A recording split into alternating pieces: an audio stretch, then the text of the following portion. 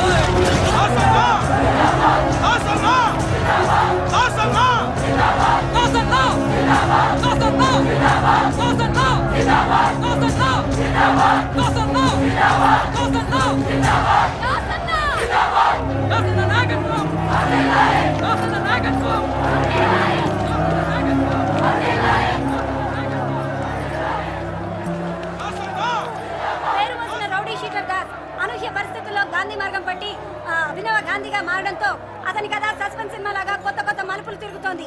గాంధీ విగ్రహం మీద పార్టీ జెండా తీసేయడం కోసం తన రక్తాన్ని చిందించి పాలాభిషేకం చేయడం, బస్తీవాసుల కోసం ప్రాణాలని బలిపెట్టడం, ప్రస్తుతం ఐసీయూలో చావుబతుల మధ్య పోరాడుతున్నారు దాస్. మరి అతని పరిస్థితి ఎట్లా ఉందో ఇక్కడ ఉన్నటువంటి ఠాగూర్ని అడిగి తెలుసుకుందాం. ఠాగూర్ గారు మీరు చెప్పండి.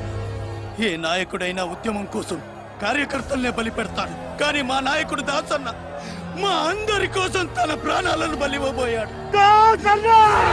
మా దాసు త్యాగం వృధా కానివ్వం. ఇప్పటికే నగరంలోని బస్తీ వాసులందరూ మా దాసన్నకు మద్దతుగా ఒక్కొక్కరుగా ఇక్కడికి వచ్చి చేరుకుంటున్నారు. 10 లక్షల మందితో మేము అసెంబ్లీని ముట్టడి చేస్తాం. దాసన్న దాసన్న